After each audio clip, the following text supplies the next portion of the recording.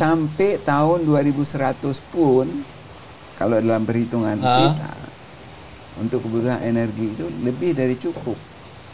Tapi kan 2030 udah bubar katanya. Indonesia bubar. Nah, Berarti sejauh ini pemerintahan Prabowo ini belum melakukan apapun ya? Itu kan dari 2014 ya? Saya tidak mengatakan belum melakukan apa-apa. Karena faktanya kan di pidatonya kan menggebu-gebu kan. Ya, tapi emang tiap pidato menggebu-gebu Pak. Krisis energi dong sebenarnya kita. Ini kan kalau ngomongin krisis kalau energi kita bicara kan, krisis, orang tidak mengakui bahwa ada krisis. Karena apa? Energi itu selalu diimpor kan. tapi kan di luar pun sebenarnya krisis loh Pak. Oh iya, Dalam konteks kalau kita bicara perang dan itu, lain-lain ya. nah, Betul. tapi kalau kita mau bicara bahwa sesungguhnya kita dalam keadaan krisis, iya, ya kan? Coba kalau Singapura misalnya menahan aja sedikit aja dia tahan. Aku bilang maksudnya penjajahan tuh masih ada gitu karena industrinya di kita. Karena kita emisinya senang kita, begitu, kita senang begitu. Kita masih senang dijajah ternyata Kita ya. senang dijajah. Industrinya di kita, emisinya di kita, nikel kita diambil sama Cina. Kenapa PLTS nggak dipakai? Oke, telepon Opung untuk bikin PLTS itulah. bisnis. Oh, Opung siapa dulu? Iya, masuk dong bisnis PLTS gitu Opung ya. ini lebih menguntungkan Opung gitu kan. Nggak kata Opung nikel dulu aja lah. Kita bagilah begitu. Tapi apa yang terjadi di pemerintah kita ini kan nggak concern kan? Iya. Ya. Nggak ada yang memikirkan itu. Nggak ada yang mikir jangka panjang. Nggak. Jangka pendek nggak ada yang mikir, jangka menengah nggak ada yang mikir, yang panjang apalagi gitu kan? Halus lagi nih, nggak mikir maksudnya.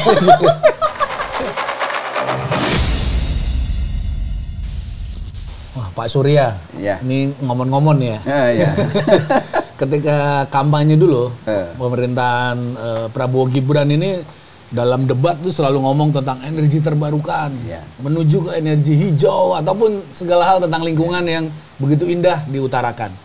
Tapi dalam lebih dari beberapa bulan, lebih dari sekarang hampir 6 bulan pemerintahan rezim Prabowo Gibran berjalan, dan sebenarnya sejauh mana sih mereka berperan mereka dan tindakan dan kebijakan pemerintah ini terhadap energi terbarukan? Kalau kita lihat dari program-program masa kampanye barangkali pasti berbeda kan. Kampanye itu kan punya tujuan tertentu. Ya. Iya. Kampanye ngomong-ngomong tadi ya.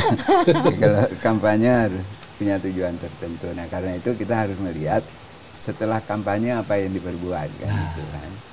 Nah kita lihat misalnya yang sangat menarik kalau bagi saya itu adalah ketika dia menyampaikan pidato pertama di MPR. Oh ya, ketika setelah dilantik.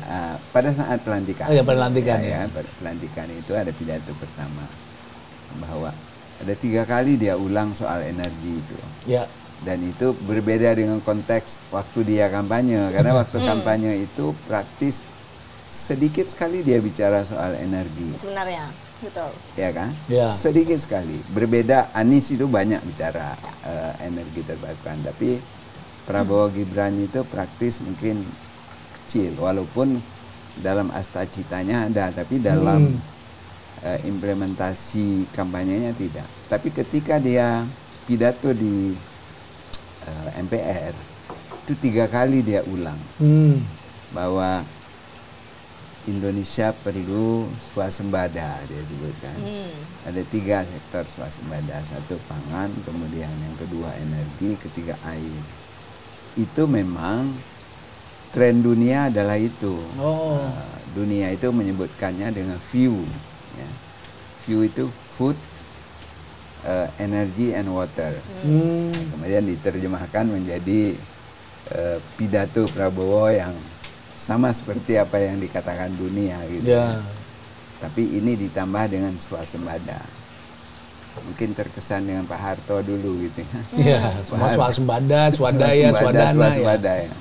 Karena kalau sebelumnya lebih banyak bicara soal ketahanan. Ya. Tapi dia kemarin bukan ketahanan kalimatnya itu. Swasembada. Swasembada dengan ketahanan itu berbeda. Betul. Ya kan? Kalau ketahanan misalnya ketahanan pangan. Ya, untuk mempertahankan bahwa kita tahan terhadap semua kebutuhan pangan, kita impor aja. Yang dilakukan sejauh ini seperti itu kan? Selesai kan? Ya. Yang penting rakyat tidak lapar, kan kira-kira begitu kan? Nah, demikian juga untuk energi. Kalau kita mau ketahanan energi, kita impor aja. Semua keperluan energi terpenuhi, nggak pernah ada krisis. Krisis dalam arti tidak terpenuhi gitu, karena semua dicukupi dengan impor. Sama juga dengan air. Nah, air itu dunia itu merasakan bahwa sudah mulai krisis. Nah, kita kalau itu untuk kita barangkali tidak ya. Indonesia sangat melimpah lah air, bahkan lebih banyak banjirnya dibandingkan dengan krisisnya kan. Nah, ketika kita bicara swasembada, itu konteksnya adalah ini sering dipertentangkan seolah-olah swasembada dan ketahanan itu sama. Sehingga orang mengatakan swasembada itu kalau kita nggak punya pangan, ya kita impor aja lagi. Yang penting kan orang tercukupi, terpenuhi. Nah, itu yang konteksnya berbeda. Karena kalau swasembada itu adalah semua kebutuhan itu dipenuhi oleh namanya swa ya. Swa itu kan dari diri sendiri kan? Dari dalam negeri ya berarti ya. Dari dalam negeri, dikelola oleh manusia dalam negeri, berasal dari dalam negeri. Nah, itu namanya swa. Ini barangkali pertentangan ini harus diselesaikan gitu ya. Jangan kemudian dimainkan yang seolah-olah kita impor aja juga nggak apa-apa kan. Nah, ketika dia bicara swasembada energi, itu konteksnya itu persis sama dengan pemenuhan kebutuhan energi itu tidak bisa lagi dilakukan dengan energi fosil, karena energi fosil semuanya kita impor. Ya, di sini pun kan sudah habis ya kita ya. Kan nggak mungkin kita swasembada dengan impor kan. Berbeda tadi kan saya jelaskan ini. Ketahanan dengan swasembada. Jadi kalau mau swasembada energi, artinya semua sumber energi berasal dari dalam negeri, diolah oleh manusia-manusia dalam negeri menggunakan teknologi dalam negeri gitu ya. Walaupun mungkin ada impor dalam konteks itu, tapi diolah di dalam negeri, kemudian digunakan untuk kepentingan dalam negeri. Terpenuhi semuanya. Kalau lebih bisa kita ekspor. Nah, itu baru kita sebut dengan swasembada. Dari mana sumbernya kan itu menjadi pertanyaan kalau kita membicara swasembada. Karena harus dalam negeri. Kita bicara fosil udah nggak ada lagi. Ya kan? Fosil itu 65% kebutuhan dalam negeri itu kita impor. Bahkan cenderung makin bertambah dan bertambah dan bertambah. Ya kan? Nah, berarti kalau kita hanya mengandalkan energi fosil, lupakan itu bicara swasembada gitu, kira-kira kan begitu kan? Hanya fantasi hanya aja bicara ya? ketahanan, hanya fantasi saja. Nah, jadi kalau kita mau bicara swasembada, dari mana sumbernya? Berarti non fosil. Kenapa non fosil? Karena non fosil itu semuanya ada di dalam negeri dan kebutuhannya lebih dari cukup untuk memenuhi kebutuhan dalam negeri. Apa saja itu? Nah, itu baru pertanyaannya kan? Apa baru saja? Mau bertanyain ya. Apa saja itu kan? Nah, itu baru kita jawab sekarang. Apa saja itu? Sinar matahari. Nah, itu ada matahari. Matahari kan nggak pernah habis. Kan? Kita di garis khatulistiwa lagi kan. Kecuali kiamat lah. Kalau udah habis ya kiamat. Kita udah nggak bicara lagi gitu kan. Kemudian kita bicara air, ya kan? Kita besar gitu, ya kan? Kemudian kita bicara angin, ya. Walaupun tidak sebesar Eropa tapi cukup besar. Gitu. Kemudian kita bicara panas bumi, kita termasuk yang paling besar ya di dunia, karena kita berada di jalur gunung api, ring of fire kan. Kemudian yang kelima kita bicara bioenergi, ya kan. Walaupun nanti ada yang memperdebatkan dan sebagainya kan. Nanti kita ada bioenergi, ya. Kemudian yang keenam itu ada energi laut. Wah, apa ini energi laut? 80% wilayah Indonesia itu adalah laut. Ya. Artinya kalau 6 kelompok ini aja kita manfaatkan, itu lebih dari cukup untuk kebutuhan dalam negeri. Kita bisa ekspor. Sebenarnya ya. Sampai tahun 2100 pun, kalau dalam perhitungan kita, untuk kebutuhan energi itu lebih dari cukup. Tapi kan 2030 udah bubar katanya. Indonesia bubar. Nah, pertanyaannya apakah kita bisa bertahan sampai 2030 kan? Bahkan sampai 2030. Ya sampai 2010. Ya, itu Prabowo kan dulu kan. Yang bilang bubar Prabowo kan? Iya. Ya, di buku Indonesia Paradok kan. Ya, dia sekarang memimpin. Apakah dia mau bubarkan atau dia mau jalankan? Dia jadi menepati janji sebagai penulis buku atau janji sebagai presiden mandataris MPR ya? Dia udah selesai tuh 2030. Udah selesai ya? Selesai. Ya mungkin dia persiapkan. Dia persiapkan mungkin habis itu barangkali ya kan? Iya. Nah, kemudian kalau bedanya apa sih, orang kan ngomong energi terbarukan sama energi baru? Iya betul. Nah, karena saya notice tadi EV nggak masuk nih kan? Ini dua hal yang sangat bertolak belakang gitu ya. Kalau energi terbarukan itu energi yang bisa diperbarui. Matahari kan bisa. Iya terus ya. Ya kan? Hari ini keluar, malam berhenti, besok pagi keluar lagi kan begitu kan terusnya. Kalau supaya malam bisa kita pakai, kita simpan dia di baterai. Ya, berarti malam juga ada kan gitu ya. Nah, itu bisa diperbarui. Sama juga dengan bioenergi. Jadi pertanyaan apakah bioenergi itu masuk dalam energi terbarukan atau tidak? Karena itu bisa diperbarui, karena bisa ditanam lagi, tebang, tanam lagi. Nah, soal manajemen ini yang menjadi pertanyaan kan. Apakah tebang habis atau tebang manfaat? Ya, tebang manfaat kalau hutan untuk tanaman energi itu hutannya itu tebang manfaat. Walaupun mohon maaf ya Pak, karena kalau hutan untuk tanaman energi itu kan konteksnya terminologi pemerintah. Walaupun isinya monokultur semua ya, harusnya kita bilangnya bukan hutan, untuk kebun tuh. Jadi kita kan begini, kita punya lahan-lahan baik yang masih dalam bentuk hutan maupun yang sudah tidak dalam bentuk hutan. Ya. Betul. Ya kan? Betul. Nah sekarang kalau kita manfaatkan kawasan yang tidak dalam bentuk hutan, kemudian itu kita tanam, itu kan menjadi hutan. Yang kita tanam itu sekarang mau kita tanam apa? Mau kita tanam bisa bermanfaat untuk energi sekaligus, atau hanya hutan hutan. Seperti hutan di kawasan hutan gitu kan. Yang sudah ada ya. Nah, yang biodiversitasnya tinggi ya, nggak monokultur ya Pak ya, kalau hutan ya. Apapun gitu. Nah, kalau dalam konteks itu, kita kan harus ada, kita pilah-pilah. Mana yang kita pertahankan, mana yang harus bisa kita kelola kan gitu kan. Ya. Kalau yang dipertahankan misalnya kawasan-kawasan seperti Papua, seperti di Aceh gitu ya, kawasan Bukit Barisan sampai ke Loser. Itu kawasan yang harus dipertahankan gitu ya.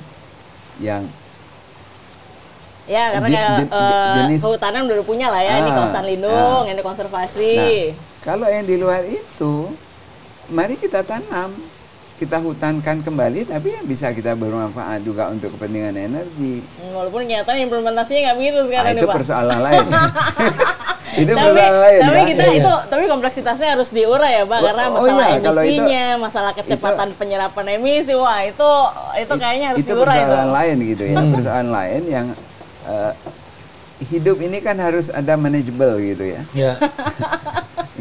Nggak mungkin kita ingin memanfaatkan tapi sumbernya nggak tahu dari mana gitu. Apakah kita tebang hutan seperti di Kalimantan, hutannya kita habiskan, kemudian kita ambil batu bara di dalamnya, habis itu selesai gitu. Apa itu yang mau dilakukan kan? Tapi ada juga dengan pola hutan tanaman energi yang kita sebut dengan HTE gitu ya. Ya, walaupun walaupun di kita HTE itu belum dimanfaatkan. Jadi baru teoritis tapi belum dimanfaatkan. Sehingga yang terjadi sekarang adalah orang memanfaatkan hutan-hutan yang ada untuk kepentingan energi. Akhirnya apa yang terjadi? Dia babat, Kan gitu kan? Tapi saya ke beberapa lokasi sebenarnya sudah dimanfaatkan, Pak. Tapi masalahnya adalah, nah ini maksudnya kompleksitasnya tuh menurut saya nggak bisa tuh, ini masalah lain, ini masalah manajemen. Nggak apa-apa. Benar, karena memang kan kayak saya ke Mentawai, ke Gorontalo, ke Merauke, ke Kalbar, ke Kaltim gitu ya, ke Kalsel, dan semuanya iya memang kayak Kalsel tuh ada konsesinya Yunlin, itu udah memang jadi HTE gitu ya, udah jadi tanaman industri. Terus karena konsepnya multi usaha kan, kehutanan sekarang gitu, oke lah lo boleh bisnis industri kayu sambil lo bisnis energi, memang udah ditanam gitu. Tapi kompleksitasnya kalau kita manfaatin bioenergi nih di Indonesia nih Pak, bukan cuma masalah itu hutan alam atau bukan, tapi masalah apakah kemudian itu tumpang tindih sama wilayah masyarakat apa enggak, kan itu nggak selesai nih gitu. Itu kita terus jangan masuk ke situ. Nggak bisa menurut saya. Manajemennya kan harus ada kan. Yeah. Sekarang sejauh mana pihak-pihak ini menerapkan law enforcement terhadap semua mekanisme. Pakat. Nah, kalau yang menjadi persoalan kan sekarang kita law enforcementnya sangat rendah, nggak ada gitu, malah ya. Menurut saya nggak ada tuh, banyak kasus yang nggak selesai. Jadi tuh. kalau itu jangan kita salahkan sistemnya dong, tapi yang kita salahkan manajemennya kan. Nah, ini harus kita luruskan dulu gitu. Berarti as long as manajemen kehutanan, manajemen energi yang nggak bagus untuk yang bioenergi harusnya nggak diterapkan ya Pak? Bisa dibilang begitu nggak? Makanya jangan kita hanya lihat dari satu sisi itu kan. Kita harus melihat, oh kalau ini belum, kalau begitu ini di hold kan gitu kan. Ya berarti bisa begitu ya sebenarnya harusnya ya. Itu fine ya gitu ya. Kalau itu fine. Karena apa? Yang saya katakan tadi kan ada 6 klaster tadi. Ya betul. Ya kan? Betul. Ada yang lain sebenarnya ya. Ada air, ada matahari. Betul. Ya kan? Ada angin, ada panas bumi, ya kan? Ada air laut. Kita mau pilih yang mana dulu ini? Ya, yang paling gampang matahari misalnya ya. Kalau matahari kan ada di mana saja. Iya. Kan? Itulah Pak. Jadi nggak perlu buka lahan lagi sebenarnya ya. Betul. Kalau matahari. Walaupun tetap ada buka lahan itu, misalnya kalau di daerah-daerah tertentu yang memang dia sama sekali nggak punya lahan yang sudah terbuka. Ya kan? Berarti kondisi tertentu lah ya. Memang tertentu. Pilihan terakhir adalah mau nggak mau dia buka lahan dan tanam. Jadi pilihan itu kan harus ada. Ya. Dibandingkan sekarang misalnya kalau kita lakukan, let's say sekarang kita buka lahan-lahan batu bara gitu ya. Berapa ribu hektar yang dibuka, kemudian habis itu tinggal polusinya besar, ya kan? Ditambah dengan buka lahan juga itu tidak direklamasi lagi. Itu kan. Jadi sekarang itu kan harus ada pilihan-pilihan. Ya. Hidup ini kan harus ada pilihan. Betul. Kan. Kita pilih yang less ya, destruktif. Yang terkecil yang mana ya, itu kita harus buat. Nah, ini soal manajemen aja. Jadi jangan kita katakan bahwa ini karena tidak dilakukan kemudian kita salahkan bahwa dia salah, bukan. Ini yang salah itu kan orang kan. Ya. Betul. Berbeda kalau fosil. Kalau fosil itu bukan salah orang. Yang salahnya memang fosilnya yang salah gitu kan. Nah, ketika dia salah ditambah dengan manajemen yang salah, tambah-tambah kan. Ya. Jadi kita harus pilih. Nah, ini kan sementara berarti, yang kita lihat di dalam kebijakan energi nasional itu kan sudah dipilih-pilih. Yang paling besar itu apa yang ditaruh itu? Ada daerah-daerah yang paling besar itu misalnya PLTS. Ada daerah-daerah yang dia bangun hidro. Ada yang daerah-daerah yang dia bangun geothermal, ya kan? Jadi tidak semua sama rata. Ya. Nah, kalau itu kemudian orang mau berbisnis kemudian dia lakukan di luar dari roadmap yang sudah buat, nah itu yang salah. Boleh kan harusnya. Harusnya tidak bisa kan? Tidak bisa. Nah, ini kan law enforcement kan. Nah, law enforcement ini. Nah, sementara kebijakan energi nasional itu kan bertahap. Mulai dari nasional, kemudian ada ruwennya, ada ruwet. Betul. Mestinya kan ini masuk gitu ya. Satu perangkat. Jadi mulai dari ruwen dan ruwet ini satu tools yang sehingga saling melengkapi lah ya. Saling melengkapi. Banyak flow-nya ya Pak ya, karena ruwet itu kan top down nih Mas Ian nih. kalau saya baca ya, Ruwet itu isinya banyak copy paste memang dari Ruen, tapi kemudian pas lagi di bawahnya tuh PLN yang di daerah gitu ya, terus dinas SDM yang di daerah itu tuh nggak tahu tuh. Ini Pak, Ruwetnya apa aja ya? Kira-kira yang dibangun potensinya apa ya di daerah ya? Di Maluku tuh nggak tahu Pak orang PLN-nya. Oh saya begini-begini gitu. Itu kita paham. Banyak ya flow-nya ya. Kalau itu kita paham gitu ya. Memang pendekatannya ada dua. Pendekatan bisa top down atau bottom up gitu ya. Kalau bottom up, apakah sesuai dengan kebutuhan secara nasional juga belum tentu. Kalau top down juga belum tentu. Karena itu sebetulnya ini perpaduan. Ya. Harusnya perpaduan ya Pak ya. Dihasilkan CAN, kemudian CAN ini dibuat roadmap-nya, ya, kemudian dijabarkan dalam Ruen dan Ruwet oleh daerah. Dia punya apa gitu? Kalau kami punya ini, masukkanlah dalam. Ya harusnya begitu ya prosesnya ya. Gitu. Prosesnya kan gitu kan. Berarti nggak ada sinkronisasi antara. Ini persoalannya bukan tidak ada. Persoalannya adalah di kita kemampuan SDM kita kan sangat terbatas. Ini ngomong rendah, diperhalus dari terbatas. Ya, rendah sebenarnya terbatas. Saya nggak mau bilang sangat terbatas gitu ya. Jadi belum lagi organisasinya, ya kan? Organisasinya antara kebutuhan dengan apa yang disiapkan itu belum tentu sama gitu ya. Apalagi untuk sektor energi. Kalau kita ke daerah itu ya, kita ke daerah. Ada yang menangani bidang energi itu adalah Dinas Lingkungan Hidup dan Pengelolaan Sampah gitu kan. Kan dia nggak mungkin energi, nggak ngerti dia yang lain kan. Dia tahu itu tapi tidak tahu yang lain gitu ya. Ada lagi nanti mungkin hanya Dinas PU saja. Ya, pekerjaan umum. Pekerjaan umum. Tapi dia juga harus mengelola energi. Dia nggak ngerti. Ya kan? Nah, nanti kita didik. Kita masuklah training dia. Training kita didik selama 6 bulan gitu ya. Kita datang lagi tahun depan kita ada orangnya udah nggak ada lagi. Orangnya dipindah dimutasi geser. Udah mutasi lagi orangnya. Di dinas pajak dia. Waktu kita bicara dengan mereka, Pak saya mau belajar ini Pak, gimana Pak gini begini. Itu kondisi real yang ada di daerah kita betul. Nah, sekarang caranya bagaimana? Saya tahun 2014 itu sudah mengantisipasi sebetulnya. Waktu itu ketika keluarnya CAN, ini berarti kan akan tumbuh cepat gitu ya roadmap-nya dan sebagainya. Karena kalau kita lihat targetnya 23% tahun 2025. Berarti hanya dalam waktu 11 tahun kan kira-kira begitu kan. Berarti ini kan begini kan grafiknya kan, nggak bisa grafik linear gitu. Kalau begini, apa yang harus dilakukan oleh pemerintah, apa yang harus dilakukan oleh berbagai pihak. Nah kita lakukanlah sebuah studi ya. Saya ikut bersama World Bank, kemudian ada bantuan dari pemerintah Selandia Baru. Mereka concern menyiapkan SDM. Nah yang terjadi ternyata kita lihat dalam waktu yang singkat ini nggak mungkin dipenuhi. Kalau kita bicara jangka pendek itu nggak mungkin dipenuhi. Tapi bagaimana kita penuhi? Akhirnya kami usulkan kalau begitu ini untuk jangka pendek ini kita beli aja. Artinya kita hire dari mana saja, yang penting ini terpenuhi. Kemudian untuk jangka menengah dari mana kita penuhi, ya kan? Ini nggak mungkin juga.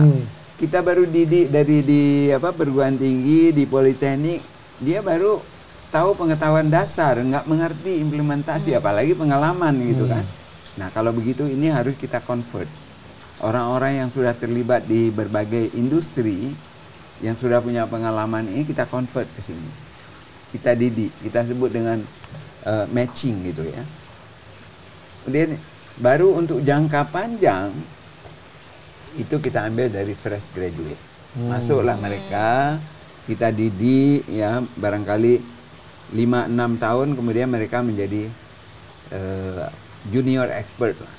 Ya, kemudian yang nanti mereka akan mengelola. Kita bagilah begitu. Tapi apa yang terjadi di pemerintah kita ini kan nggak concern. Nggak ada yang memikirkan itu. Nggak ada yang mikir jangka panjang. Nggak. Jangka pendek nggak ada yang mikir, jangka menengah nggak ada yang mikir, jangka panjang ini, apalagi gitu kan. Halus lagi nih, nggak mikir maksudnya. Ya kan gitu kan. Iya. Itu fakta gitu. Ya, Betul fakta. Betul. Ya, Ini saya ke daerah-daerah Pak, kami begini. Ya kita harus siapkan begini, kalau setuju begini. Masuk perguruan tinggi juga Bapak siapkan, Bapak Ibu siapkan dulu mereka ini, ya kan. Setelah selesai kemudian nanti jangan berharap apa-apa, tapi nanti kita akan didik lagi. Nah, apa yang terjadi kemudian? Mereka mendidik di kalangan pemerintah terhadap Ken yang sudah disusun roadmap-nya tidak diimplementasikan. Akhirnya mereka ngapain? Saya belajar jadi terus akhirnya udah ngejadi apa-apa kan? Tunggu. Berarti kayaknya ada nih Pak, kan udah punya nih Ruen ada, Ruet ada. Terus kalau nggak diimplementasikan buat apa berarti ya? Itu buat apa itu? buat apa nih? Buat jualan? Buat keren-kerenan ketika ada kunjungan. Anda lah jawab itu kan. Apalagi di awal-awal itu, kalau kita lihat di awal-awal antara Ken, Ruen dengan rencana umum energi daerah, penyediaan tenaga listrik, RUPTL, ya. RUPTL dari PLN itu sama sekali nggak sinkron. Betul. RUPTL isinya proyek-proyek nih Pak. Iya nggak? Kalau ini mau jalan, nggak ada di sini, nggak bisa Pak katanya kan. Iya. Harus masuk dulu di sini. Kapan masuk? Nanti kalau ini kita rubah baru kita bisa masuk. Itulah. Jadi jalan, akhirnya nggak pernah sinkron. Kalau orang salaman katanya kayak salaman sirmulat. Nggak pernah ya? Begini. Ya kan gitu kan? Iya. Jadi yang Ken dia jalan begini, yang RUPTL dia jalan begini, udahlah. Karena Kennya ngomongin transisi, tapi di RUPTL masih banyak tuh fosil tuh, berderet kan, pipeline PLTU masih boleh dibangun sampai 2030 ya, kalau nggak salah ya, 2035. Terus habis itu banyak PLTU yang di industri kan kita banyak tuh kawasan industri tuh. Itu semua masuk tuh boleh. Itu kalau kita bicara itu panjang lagi. Tapi itu jadi menghambat transisi kan Pak, ke energi terbarukan. Iya. Berarti sejauh ini pemerintahan Prabowo ini belum melakukan apapun ya? Itu kan dari 2014 ya? Saya tidak mengatakan belum melakukan apa-apa. Karena faktanya kan di pidatonya kan menggebu-gebu kan. Ya, tapi emang tiap pidato menggebu-gebu Pak. Ya Pak. Jadi kan orang kan harus memulainya dari situ. Iya. Jago pidato dulu ya atau gimana? Karena habis pidato koruptor saya kejar sampai Antartika. Kemudian kasihan anaknya nanti. Kan beda. Inkonsistensi ya. Ya. Itu berarti konsisten dalam tidak konsisten. Konsisten dalam inkonsistensi. Berarti ini kita dalam keadaan ini kita ngomongin berarti krisis energi dong sebenarnya kita. Kalau ngomongin krisis energi kita bicara kan, krisis, orang tidak mengakui bahwa ada krisis karena apa? Energi itu selalu diimpor kan. Tapi kan di luar pun sebenarnya krisis loh Pak. Oh iya. Kalau kita bicara itu, nah. Betul. Tapi kalau kita mau bicara bahwa sesungguhnya kita dalam keadaan krisis, iya kan? Coba kalau Singapura misalnya menahan aja sedikit aja dia tahan, ya jalur impor kita, karena semua impor kita kan melalui Singapura kan? Kalau dia tutup aja sedikit aja coba, BBM kita itu hanya tahan untuk 18 sampai 21 hari. Habis itu kita sepeda semua seru Pak. Kita bilang bahwa kita punya pesawat tempur, kita punya kapal selam, kita punya itu, pakai apa dia jalannya? Iya betul. Iya kan? Iya. Oh, berarti kalau kita mau perang, berarti harus menang dalam waktu 20 hari kan gitu kan? Kalau lewat kita habis itu. Ya, sementara kita ini katanya kalau diserang dengan F-35-nya Singapura dalam 2 jam sudah jatuh kita Pak. Enggak, kalau itu saya nggak tahu. Tapi paling tidak ini teoritisnya kan begitu. Iya. Kalau energi kita hanya bisa bertahan 20 hari, artinya semua target kita itu kan harus dalam 20 hari selesai kan gitu kan. Apa bisa kita selesaikan dalam 20 hari? Kalau begitu ditahan, udah habis kan. Ya sebenarnya kan terjadi ya di Eropa ketika ada perang Ukraina krisis gas dan panas di Eropa kan? Sebenarnya sangat mengalami itu kan. negara-negara Eropa itu karena bisa ada jadi supply. pembelajaran yang sangat di depan mata itu kan. Ya, sebenarnya kan kalau ngomongin perang di era modern selain perang ekonomi, perang dagang, perang energi kan intinya utama ya. Oh iya. Sebenarnya. Iya. Perang resource of energinya ya. Resource. Ya, sebenarnya kan kalau Indonesia sebetulnya bukan resource, bukan resource.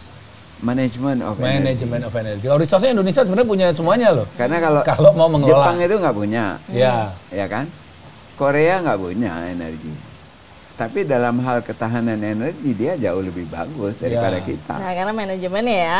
Tata kelolanya. Tapi sebenarnya iya, kalau kita sih ngomongnya itu kolonialisme ya, karena pada akhirnya apapun buktinya kayak Malaysia aja. Kenapa dia ingin memperluas cadangan energi tidak hanya dalam negeri tapi jika dia go internasional itu untuk mempertahankan bahwa dia punya energi yang cukup banyak kan? Iya. Bukan hanya dalam negeri tapi internasional. Kita lihat ya. sekarang Cina misalnya. Cina itu sebagian besar perusahaan-perusahaan Cina kan aktif di Indonesia. Iya. Dan apa yang aktif di Indonesia ini kan dia klaim dia punya kan? Betul. Ya, diakui milik emisinya yang nggak diklaim, Pak. Emisinya tinggal buat kita aja. Itulah maksudku, gue bilang, maksudnya penjajahan tuh masih ada gitu karena industrinya di kita. Karena kita senang begitu, kita Kita masih senang dijajah ternyata ya. Senang dijajah. Industrinya di kita, emisinya di kita, nikel kita diambil sama Cina. Saya pada usulkan kalau kita pakai energi terbarukan itu tidak terjajah. Iya. Swasembada kan? Iya. Tidak terjajah. Nggak bergantung kepada orang lain, kita bisa kelola, jadi nggak bisa orang lain mempengaruhi juga. Nah, ini dari para ahli-ahli, para teknokrat-teknokrat ini kan pasti sudah pernah melakukan pembicaraan dengan pemerintah kan, Pak? Dan bicara pemerintah tentang ini kan? Bukan hanya pernah. Sering ya? Mungkin sudah bosan kali. Nggak masuk berarti maksudnya nih Pak, nggak bosan kan? Masuk, tapi masuk ya diterima, semuanya diterima, tapi mungkin implementasinya barangkali yang belum. Kenapa kira-kira kan Bapak dengan teman-teman ya, dengan para ahli, para teknologi sudah menyampaikan ke pemerintah, karena pemerintah pun kan juga selalu ada kajian, ada dokumennya aja ada kok, produknya aja ada kok gitu. Saya nggak bisa jawab karena saya bukan pemerintah. Kan Bapak partner pemerintah. Sebagai pengamat, sebagai ahli, bukan pemerintah, jadi nggak bisa karena kalau kita bicara, kalau pada saat kita bicara kan semua oke kan, ya. Dengan pemerintah juga oke. Buktinya misalnya begini, bahwa banyak regulasi yang sering berubah yang menyebabkan investasi dari luar itu sulit masuk. Iklim investasinya dianggap tidak cukup bagus ya? Karena dianggap tidak ada kepastian hukum, tidak ada kepastian usaha dan sebagainya. Ketika kita bicara itu, kemudian pemerintah berusaha untuk merubah, walaupun substansinya tidak banyak berubah. Gitu. Ya kan? Substansinya tidak banyak berubah. Iya. Mungkin. Kan kita pernah tahu tiba-tiba kemarin cukup mengejutkan di era akhir-akhir pemerintahan Jokowi, kemudian mobil listrik gitu. Tuh bad banget. Awal-awal kita kan mobil listrik itu seorang oase dalam kerusakan lingkungan kan. Sebuah itu pasti. Iya kan, mobil listrik. Jadi, kemudian langsung kayaknya pemerintah begitu gembar-gembor dan menggenjotnya. Iya, subsidi diberikan ya. Subsidi diberikan. Pajak kan, murah gitu. Ini sebetulnya penyesatan pemikiran. Penyesatan pemikiran gitu. Karena Pak, semua orang menganggap bahwa mobil listrik itu adalah mengurangi emisi. Iya. Faktanya memang begitu, mengurangi emisi. Dari mobilnya, tapi dari sumber PLTU-nya nggak, listriknya nggak. Di kotanya hilang, Pak. Isinya nggak ada. Penyesatannya di situ. Penyesatannya ketika kita bertanya dari mana sumber daya untuk listrik. Ya. Kalau masih PLTU. Itu baru dilihat. Apakah dia dari energi bersih, apa dari energi kotor gitu. Kalau dari energi kotor berarti ini menyesatkan kan? Iya. Tapi kalau dia energi bersih juga, nah itu betul gitu. Ya. Nah ini sekarang yang dikelola itu di ujungnya. Mobil listriknya dikelola, tapi di hulunya itu tidak dikelola. Iya, gitu. Jadi hanya hilirisasi. Bukan, yang terjadi justru terbalik. Mobil listrik meningkat, karena mobil listrik meningkat, akibatnya kebutuhan listrik juga meningkat. karena ini bertambah, sumbernya harus dicari dari mana, tambah lagi batu bara lagi gitu. Ya. Karena dianggap masih banyak Pak suplainya. Cadangan batu bara kita masih tinggi, ya udah eksploitasi aja terus. Dianggapnya seperti itu. Nah, atau mungkin pemerintah harus bermain juga kan, kebijakan-kebijakan itu kan kemudian digolkan, dipermudah dan kemudian segera disahkan ketika mungkin ada kepentingan kapital terutama. Kalau itu saya nggak bisa membaca itu ya. Ya, kita aja yang membaca. Saya nggak bisa. Iya, bahwa bapak kita bersama kan main nikel juga ya. That's why eksploitasinya juga saya besar. Nggak bisa membaca itu. Cuma yang kita lihat bahwa peningkatan penggunaan mobil listrik itu udah bagus, gitu kan? Tapi pada waktunya yang tidak bagus barangkali. Kenapa waktu yang tidak bagus? Karena saat ini kita masih menggunakan energi listrik dari batu bara yang sangat besar. Ya. Nah, kalau mau sumbernya juga diubah gitu. Kita ini tambah, mobil listrik kita tambah, pakailah sumber daya misalnya dari PLTS. Itu kan lebih cepat tuh penggunaannya. Ya kan? PLTS itu hanya paling lama 2 tahun udah bisa. Iya. Sama juga dengan bangun pembangkit listrik batu bara kan. Betul. Kalau biomass barangkali lama, tanam hutannya bisa 5-6 tahun gitu kan. Ya kalau dihitung-hitung itu penyerapan karbonnya ini Pak. Lama. Nggak sampai netral karbon itu Pak, tetap enggak apa-apa, tapi paling tidak kan cukup lama gitu ya. Tapi kalau PLTS kan cukup cepat gitu. Nah, kenapa PLTS nggak dipakai? Oke, telepon Opung untuk bikin PLTS bisnis. Opung siapa dulu? Iya, masuk dong bisnis PLTS gitu Opung ya. Opung lebih menguntungkan Opung gitu kan. Nggak kata Opung nikel dulu aja lah. Nikel tuh ngomong ke Gubernur Sumatera Utara. Nggak sebut nama. Betul. Gubernur zaman dulu. Yang tahun berapa nih ya nih ya? Gitu. Gubernur bisnis itu juga. Katanya Pak. Kayak gubernur tahun berapa saya nggak tahu ya. Iya. Tapi kan kalau di Sumatera Utara kan nggak ada nikel di sana. Bisnisnya Dia mainnya Utara. Di Maluku Utara, di Sulawesi. Suka jalan-jalan Pak. Oh gitu. Iya. Ya kayak saya tinggalnya di Jakarta Pusat, saya jajan sate sop tai kambing di Karangtengah Pak. Jauh. Mungkin karena itu ya Pak ya, karena nggak ada yang main gitu, atau yang dimajukan adalah ketika ada yang bermain di situ gitu. Ada kepentingan kapital lah, lebih pasnya kalau kita bahasa ini kan kepentingan investasi. Ada kapital gitu ya. Ada pertalian bisnis yang erat gitu antara pebisnis dan pemerintah gitu. Jadi yang digolkan itu gitu.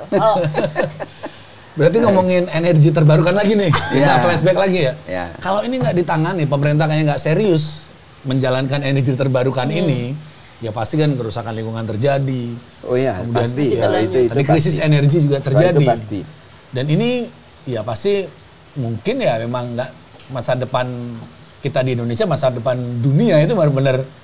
Bukan hanya dunia, sebetulnya Indonesia yang paling suram. Karena Indonesia ini kan negara pulau. Ya. 17.000 pulau ya. Sedikit di bawah Swedia lah ya. Kan yang paling banyak Swedia ya. Nah, kalau negara pulau, coba bayangkan kalau terjadi perubahan iklim. Ya. Yang sekarang pun sudah terjadi ya. Mungkin 3-4 tahun yang lalu sudah ada 2 atau 3 pulau yang kita nggak pernah lihat lagi gitu ya. Nah, apalagi ke depan kalau ini terus terjadi, Indonesia terancam, itu yang saya katakan. Karena itu kenapa waktu pembahasan tentang perjanjian Paris tahun 2015, Indonesia berkepentingan besar terhadap itu.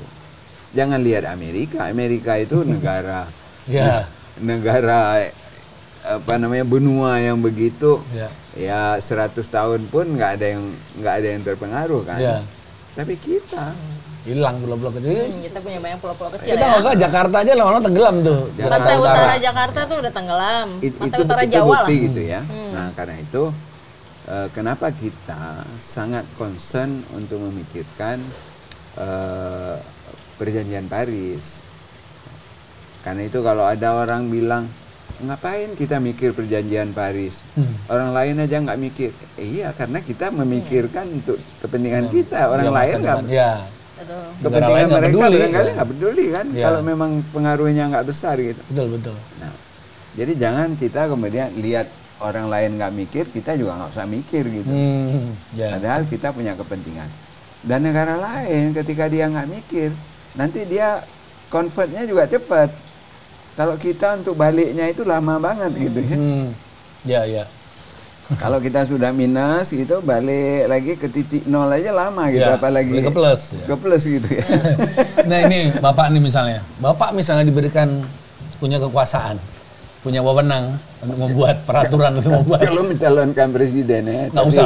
Nggak mesti harus jadi Nggak presiden usah. bisa kok Pak. Oh harus itu. Enggak jadi presiden bisa berkuasa Pak. Bukan, justru sangat penting itu menjadi Jadi presiden? pemimpin. Iya. Itu. Oke, Bapak jadi pemimpin nih misalnya. Kalau menjadi pemimpin, nah itu tentu akan dipikirkan bahwa yang paling penting itu 3 itu betul itu Prabowo itu, ya.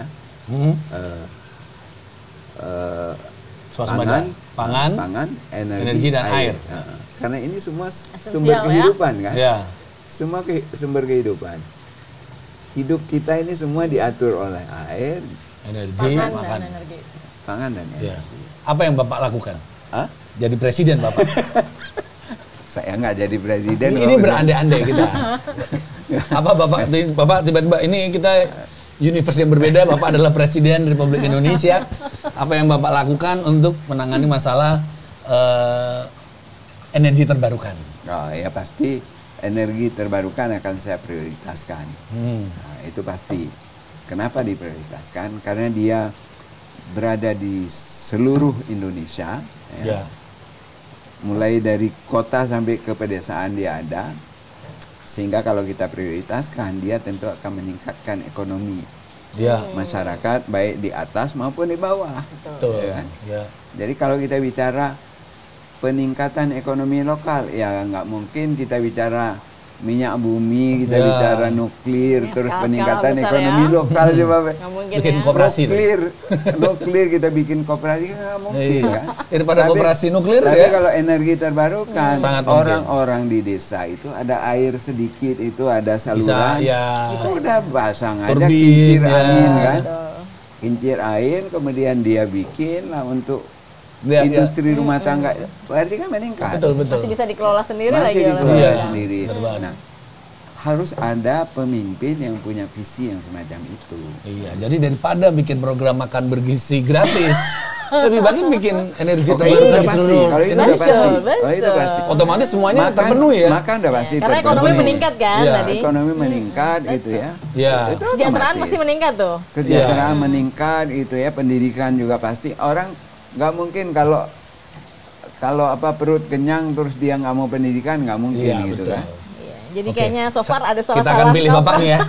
Pak Surya, saya akan pilih Bapak kalau pemilunya hari ini dan Bapak mencalonkan diri. Vote buat Pak Surya. Harus besar-besar itu. Iya, seharusnya ya. Berarti besok-besok kita kalau milih pemimpin lagi, kalau ada pemilu ya. Harus ada isu itu Isu-isu itulah. Dan harus yang konsisten ya. Konsisten bener. Konsisten untuk konsisten maksudnya. Jangan konsisten tuh tidak konsisten. Aduh, seru banget ya. Bisa aja, Mel. Kita 40 lebih dari 40 menit loh Dan. Wih, luar biasa ya. Terima kasih sekali Pak ya sudah datang di sini ngobrol-ngobrol kita di. Terpenuhi nggak soal bioenergi? Masih bisa kita obrolin lagi Pak. Masih bisa. Ada episode berikutnya. Iya, Masih ada ya. Kasih berikutnya Pak. Ini episode pembukaan dulu.